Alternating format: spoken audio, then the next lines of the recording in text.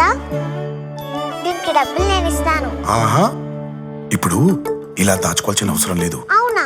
మరి Malabar golden diamonds golden Bloom plan తో మీ సౌకర్యానికి తగ్గట్టుగా ప్రతి నెల చెల్లించొచ్చు. 11 నెలల తర్వాత అంతవరకు మీరు జమ చేసుకున్న డబ్బుతో బంగారం తీసుకోవచ్చు. 18% వరకు తరుగు ఛార్జీలు చెల్లించాల్సిన అవసరం కూడా లేదు. మరి ఇప్పుడు ఏం చేద్దాం? అంకుల్, ఒక గోల్డెన్ బ్లూమ్ ప్యాక్ చేయండి. నా కుటుంబం, నా సంబరం, నా మలబార్. నమస్తే, పీ9 న్యూస్కు స్వాగతం.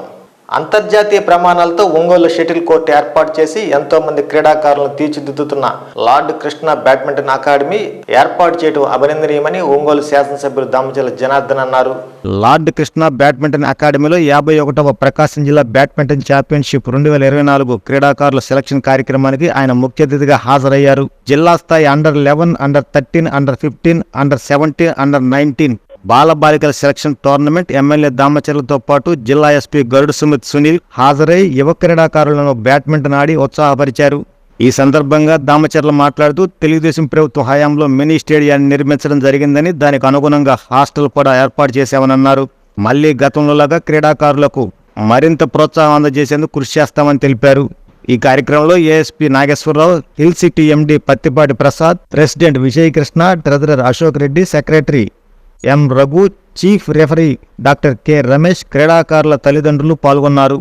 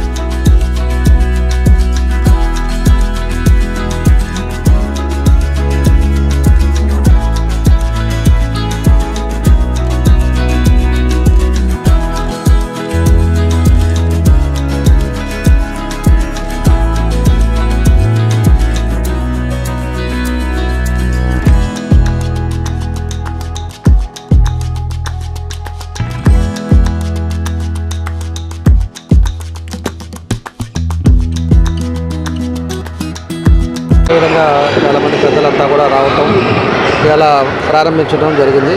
దానికి ఇక్కడ ఎప్పటి నుంచో బ్యాడ్మింటన్లో అకాడమీలో ఎంతోమంది ట్రైనింగ్ క్లాసెస్, ఇక్కడ హాస్టల్ పెట్టి చాలా చక్కగా ఉంది. ఇలా 4 కోట్లతో ఇక్కడ ఒక మంచి కార్యక్రమాన్ని కూడా బ్యాడ్మింటన్ కోచెస్ ఇవన్నీ కూడా చేయడం జరుగుతూ ఉంది.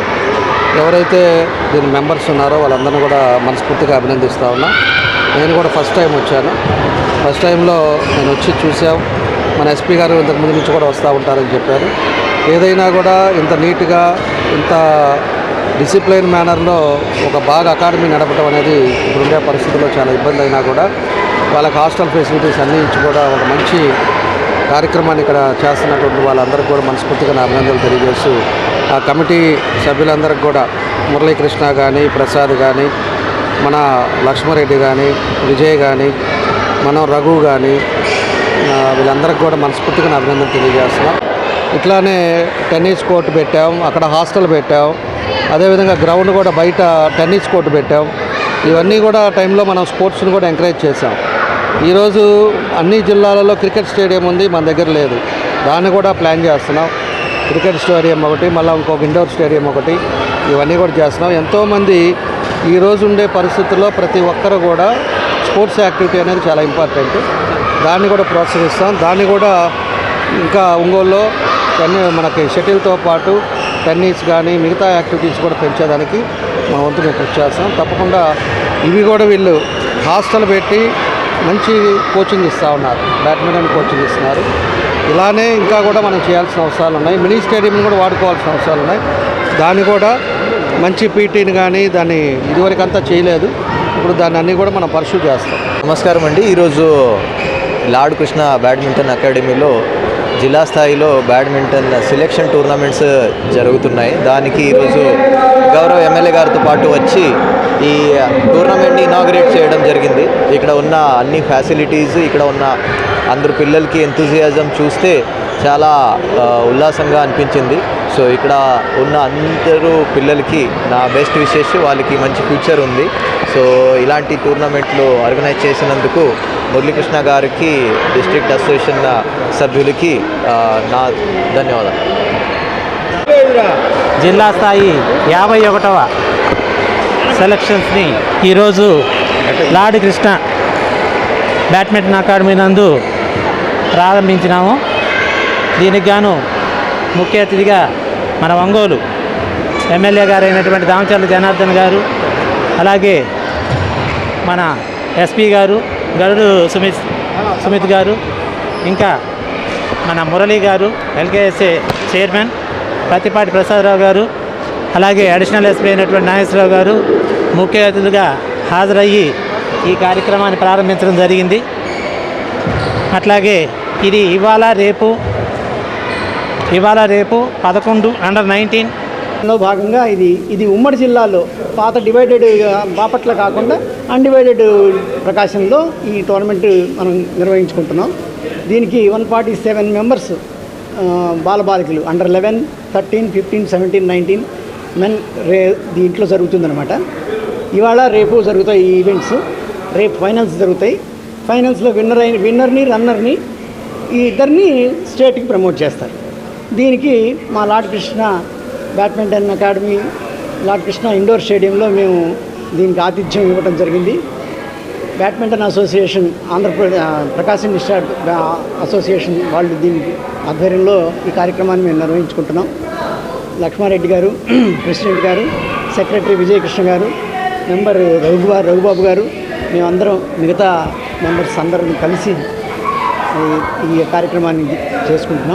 ఎర్రగొండపాలెం మండల కేంద్రంలో సాంఘిక సంక్షేమ బాలికల వసతి గృహం, ఎస్సీ బాలుర వసతి గృహం, అసంపూర్తిగా ఉన్న ప్రభుత్వ డిగ్రీ మోడల్ కళాశాల భవనాలను ఎర్రగొండపాలెం నియోజకవర్గ ఎన్డీఏ కూటమి ఇన్ఛార్జ్ గూడూరు ఎరిక్షన్ బాబు ఆకస్మిక తనిఖీ చేశారు.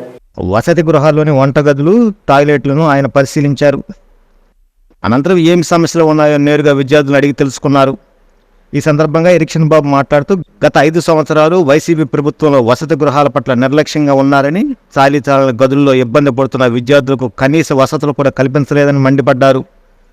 ఈ సమస్యలపై ఇటీవల సాంఘిక సంక్షేమ శాఖ మంత్రి డోల బాలవీరాంజనేయ స్వామిని కలిసి ఎర్రగొండపాలెంలోని వసతి గృహాల సమస్యల గురించి వివరించామన్నారు. మంత్రి సానుకూలంగా స్పందించారని తెలిపారు. ఎర్రగొండపాలెంలో ఉన్న వసతి గృహాలకు అన్ని వసతులు కల్పించి అదనపు నూతన భవనాలు నిర్మించేందుకు కృషి చేస్తామని తెలిపారు. అలాగే అసంపూర్తిగా ఉన్న ప్రభుత్వ డిగ్రీ మోడల్ కళాశాల భవనానికి అవసరమైన నిధులు, ప్రణాళికలు సిద్ధం చేయాలని అధికారులను ఆదేశించారు. ఈ కార్యక్రమంలో సాంఘిక సంక్షేమ శాఖ అధికారులు, టీడీపీ నాయకులు చేకూరు సుబ్బారావు, చిట్టేల వెంగళరెడ్డి, పయ్యావుల ప్రసాద్, బివి సుబ్బారెడ్డి, అచ్యుతరావు, భాస్కర్ తదితరులు పాల్గొన్నారు.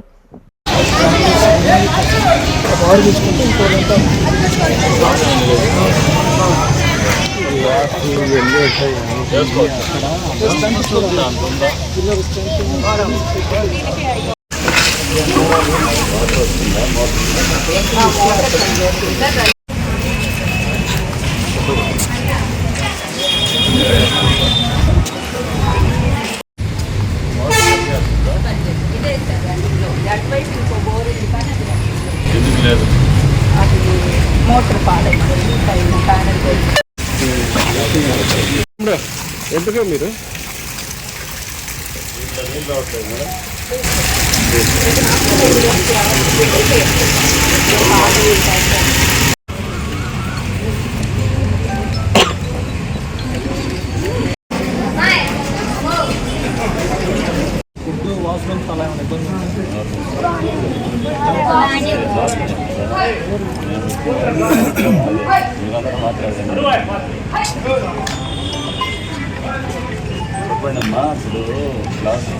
తక్కువ ఉన్నాయి, పిల్లలు ఎక్కువ మంది జాయిన్ అవుతూ ఉన్నారు సార్. మనకు చాలా ఇబ్బందులు ఉన్నాయి, మా పిల్లలు బాధపడుతూ ఉన్నారని చెప్పడం జరిగింది.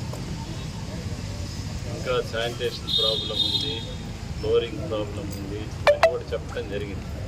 వీటన్నిటి మీద నేను నిన్న ఉదయం మన స్వామి గారిని, అదేవిధంగా మొన్న 3 రోజుల నుంచి ఆయన దగ్గరే మన మంత్రి గారి దగ్గరికి వెళ్ళాను. ఎర్రగొండపాలెం నియోజకవర్గంలో హాస్టల్స్ పరిస్థితి బాగాలేదు సార్. ఎప్పుడో పూర్వకాలం కట్టినటువంటి బిల్డింగ్స్ గత 5 సంవత్సరాల్లో ఒక్క బిల్డింగ్ కానీ, ఒక అడిషనల్ క్లాస్ రూమ్ కానీ, ఒక అడిషనల్ రూమ్స్ ఫర్ హాస్టల్స్ ఏవి కూడా నిర్మించలేదు. పిల్లలు ఇబ్బందికరంగా ఉన్నారు. మా ప్రాంతంలో బాలికలందరూ కూడా చదువు మీద ఆసక్తి కలిగి ఉన్నారు సార్. మనం వాళ్ళకి సరైనటువంటి వసతి మనం కల్పించాలా. చదువుకు భంగం కలగకుండా వారి భవిష్యత్తును మనం తీర్చిదిద్దాలని మాట్లాడటం జరిగింది. ఆయన వెంటనే చెప్పడం జరిగింది, ఇమ్మీడియట్గా వెళ్ళి హాస్టల్ విజిట్ చేసి అక్కడ ఉన్నటువంటి రియాలిటీ, వాస్తవ పరిస్థితులన్నీ కూడా తెలుసుకొని మళ్ళీ మనం ఒకసారి కూర్చుందాం అని చెప్పడం జరిగింది. అదేవిధంగా ఇప్పుడు ప్రస్తుతం ఎక్కడెక్కడ ఏ ఫండ్స్లో నుంచి మనం బిల్డింగ్స్ తీసుకోవచ్చు అనే దాని మీద కూడా చర్చించడం జరిగింది. కరెక్ట్గా మేమిద్దరం మాట్లాడుకుంటున్నప్పుడు మన రాఘవరెడ్డి గారు కూడా వచ్చారు అక్కడికి, మాగుంట వస్తే వాళ్ళతో కూడా మీ ఎంపీ ల్యాడ్స్ ద్వారా జరగొండపాలెం కాన్స్టిట్యూన్సీలో మీరు ఎక్కడికి ఎవరికి నిధులు పెట్టద్దు, కేవలం నియోజకవర్గంలో హాస్టల్స్ అభివృద్ధికి మాత్రమే ఖర్చు పెట్టండి అని నేను కోరటం జరిగింది. చాలామంది అవసరం లేకపోయినా కొన్ని అడుగుతూ ఉంటారు. ఇదైతే బేసిక్ నీడు. పిల్లలందరూ కూడా ఆడపిల్లలు చదువుకుంటూ ఉన్నారు మన నియోజకవర్గంలో. చాలా సంతోషం. ఎందుకంటే మనంతా వెనుకబడిన ప్రాంతం, పూర్ ఫ్యామిలీస్, మన ఫాదర్స్ కూడా తల్లిదండ్రులు.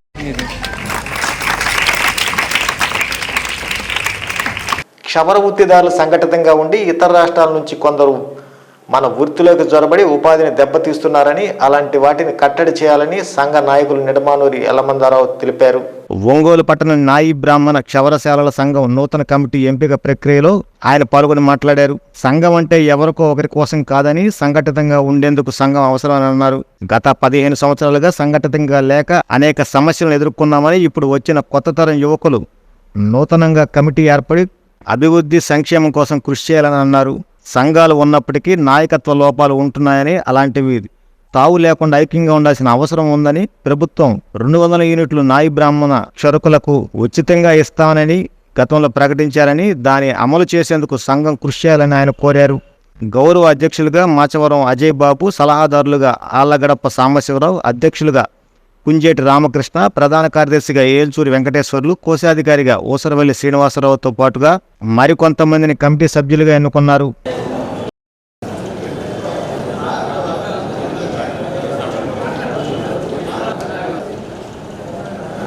ఈ తీవ్రంగా సమస్యలు ఉన్నాయని, ఈ సమస్యల మీద మనం ఎలా పాల్గొనాలి అన్న తర్వాత అందరూ చర్చించుకొని నిర్ణయించిన విషయం సమావేశాలు అయిపోయిన తర్వాత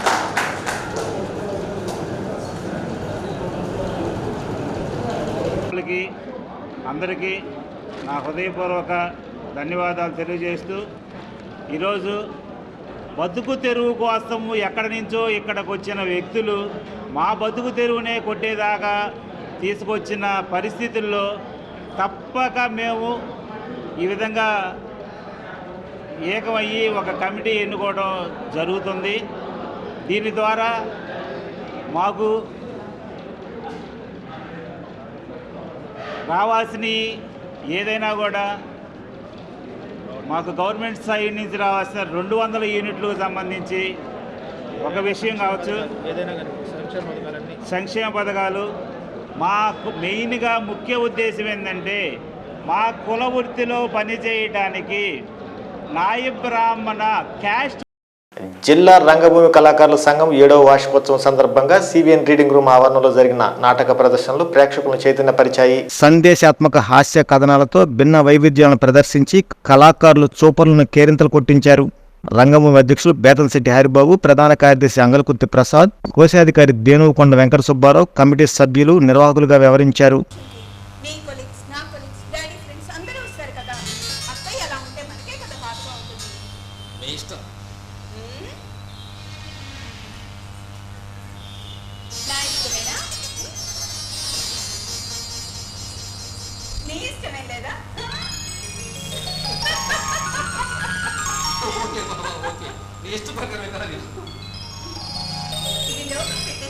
ఓకే అలాగే ఆటలు అవుతుంది. అదేంటి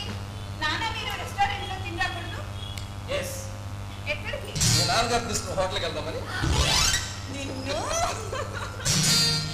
ఇప్పుడు కాదు మహాప్రభు, ఇందాక షాపింగ్ చేశాను. ఓకే ఓకే అలాగే. వంట అయినట్లేదు, ఫ్రూట్స్ తీసుకురా. అలాగే.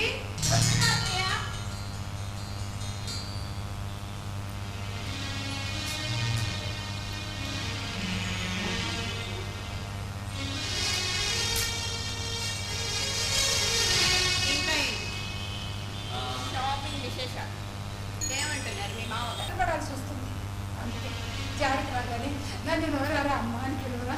ప్లీజ్ అమ్మా, చేయాల్సిన తప్పు ఎక్కువ చేశాను. ఈ విషయాన్ని జానికి చెప్తే ఎలా రియాక్ట్ అవుతుందో ఎలా మారుతుందో తెలియకున్నాను. అందుకే కొన్నాళ్ళు ఓపిక పట్టాను. నా వల్ల కాదురా, నా వల్ల కాదు. అంత మంచి జరుగుతుంది. ఇంకా పెద్ద ఆయన్ని జానకిని మోసం చేయడం నా వల్ల కాదు. ఈ రోజు నేను చెప్పేస్తాను. అమ్మా నేను చచ్చినంత వడ్డీ. ఇదంతా నువ్వు లోపలికి వెళ్ళు. ఎంతో మంది సమస్య పిల్లలు ఎదుగుతుంది తప్ప మీకేమి చేత కాదు. కొత్తగా మా పెళ్ళైన మాకు ప్రైవసీ కూడా ఇవ్వరు. కొత్త కొడుకు ఇంటికి రాగానే పొద్దున్నే లేచి చీపులు పెట్టి ఇల్లు వార్త చేసి ముగ్గులు వేయాలి. వంటగదిలో కానీ కాఫీ టీ తెచ్చి భర్తగారికి సేవలు చెయ్యాలి.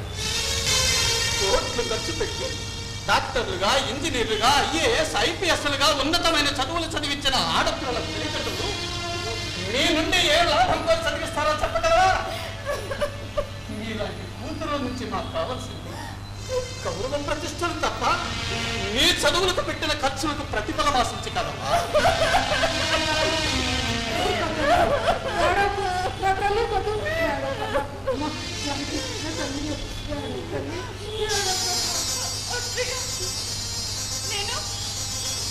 నేను కన్సీవ్ అయ్యాను.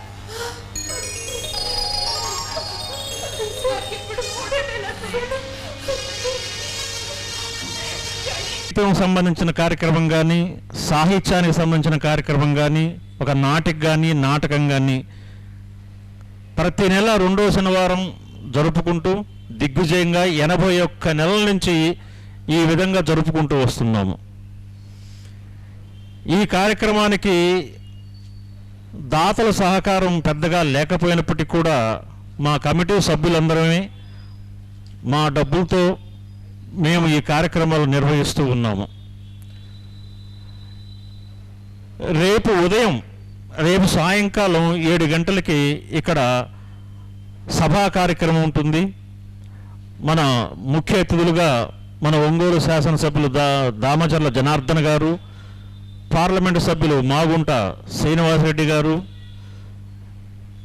సాంస్కృతిక శాఖ మార్చులు కందుల దుర్గేష్ గారు, మన జిల్లా మినిస్టర్ డోలా బాల వీరాంజనేయ స్వామి గారు, ఇంకా తదితర ముఖ్యులందరూ కూడా రేపు కార్యక్రమంలో పాల్గొంటారు. కాబట్టి పట్టణంలో ఉండే కళాకారులందరూ కూడా విచ్చేసి, అంటే మనకు ఒక అవకాశం ప్రజాప్రతినిధిని కలుసుకోవటానికి, మన సమస్యలు చెప్పుకోవటానికి. 7వ వార్షికోత్సవం సందర్భంగా ఇంతటి కళారంగాన్ని 7 సంవత్సరాల పాటు ఇంత దిగ్విజయం పూర్తి చేసుకుంటున్న మన అధ్యక్షులు బేదం హరిబాబు గారికి, అదేవిధంగా అంగలగుర్తి ప్రసాద్ గారికి, సాయి గారికి, అదేవిధంగా శ్రీనివాసులు గారికి, అనంతలక్ష్మి గారికి, ప్రతి ఒక్కరికి, ఈ కమిటీ ఉన్న ప్రతి ఒక్కరికి నా హృదయ ధన్యవాదాలు. ఎందుకంటే కళారంగం దాదాపు నాకు తెలిసి నేను చిన్న వయసులో చూశాను నాటకం, ఇవాళ చూశాను మళ్ళీ కూడా. దాదాపు నాకు తెలిసి ఒక 25-30 సంవత్సరాల తర్వాత నాటకాలు చూశాను. ఆ రోజులు నాటకాలు ఉండేవి, కానీ ఈరోజు నన్ను కూర్చోబెట్టి మరి నాటకం చూపించారు. చాలా ఆనందంగా ఉంది ఈరోజు. నేను గతంలో నా వయసు 10-12 సంవత్సరాలు ఉన్నప్పుడు ఆ రోజు ఆ నాటకం పేరు నాకు గుర్తులేదు, కానీ ఆ రోజు నాటకం వేసాము. ఆ రోజు చిన్నపిల్లల వయసులోనే ఆ రోజు మేము నిక్కర్లు వేసుకొని ఆ రోజు మేము వేయటం మూలాన చాలామంది స్కూల్ మాస్టర్స్ మా స్కూల్లో కూడా ఏంటి నాటకం. ఆ రోజు స్కూల్ పిల్లకాయలకు సంబంధించి నాటకం వేసాం ఆ రోజు. దాంట్లో నేను గుడ్ స్టూడెంట్ని, నాతో పాటు బ్యాడ్ స్టూడెంట్ ఒక అతను ఉన్నాడు. గుడ్ స్టూడెంట్ ఏమో రాజకీయ నాయకుడు అయ్యాడు, కార్పొరేటర్ అయ్యాడు. బ్యాడ్ స్టూడెంట్ ఏమో సాఫ్ట్వేర్ ఇంజనీర్ అయ్యాడు దాదాపుగా. ఎందుకంటే నాకు కళరంగంలో ఒకసారి చేశాను, చిన్నప్పుడు చేశాను కాబట్టి అదేవిధంగా దాని ప్రోత్సాహంతో సినిమా రంగంలో పవన్ కళ్యాణ్, చిరంజీవి గారు అభిమానంతో రాజకీయంలోకి అడుగుపెట్టాను. పవన్ కళ్యాణ్ గారి పార్టీ నిర్మించడం, ఆ పార్టీతో పోటీ చేయడం, గెలుపొందడం అన్నీ ఒక 2-3 సంవత్సరాలు గడిచిపోయినాయి. కాబట్టి సినిమా రంగం నా కళాకారులు అంటే నాకు చాలా అభిమానం. కాబట్టి దీనికి సంబంధించిన జనసేన పార్టీ ఎటువంటి దానికి అండగా ఉంటుందని మీ హరిబాబు గారికి అయితే మీ కమిటీ అందరికీ తెలియపరుస్తున్నాను. రాబో రోజుల్లో మీకు కావాల్సిన ఏవైనా సరే మన స్టేట్లో మంత్రివర్యులు కన్నూరు దుర్గేష్ గారికి సంబంధించిన సాంస్కృతిక సంఘానికి మంత్రివర్యులు ఉన్నారు. జనసేన పార్టీ తరపు నుంచి కన్నూరు దుర్గేష్ గారు ఉన్నారు. కాబట్టి దీనికి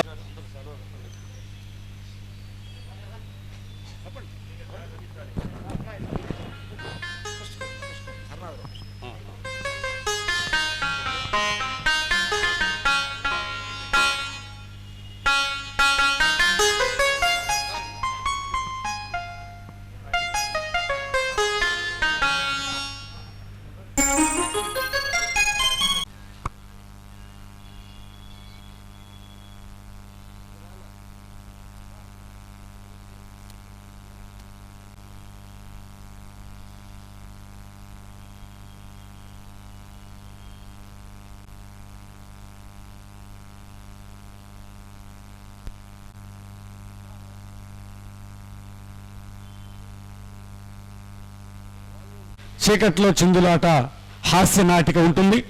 తదుపరి రేపు సాయంత్రం 6 గంటలకి గుంటూరు వారిచే ప్రకాశం జిల్లా పామూరు పట్టణంలో వేంచేసిన శ్రీ మహాలక్ష్మి అమ్మవారి దేవస్థానంలో ఆషాఢ మాసం సందర్భంగా ప్రత్యేక పూజలు నిర్వహించారు. ఈ సందర్భంగా అమ్మవారు శాకాంబరిగా భక్తులకు దర్శనమిచ్చారు.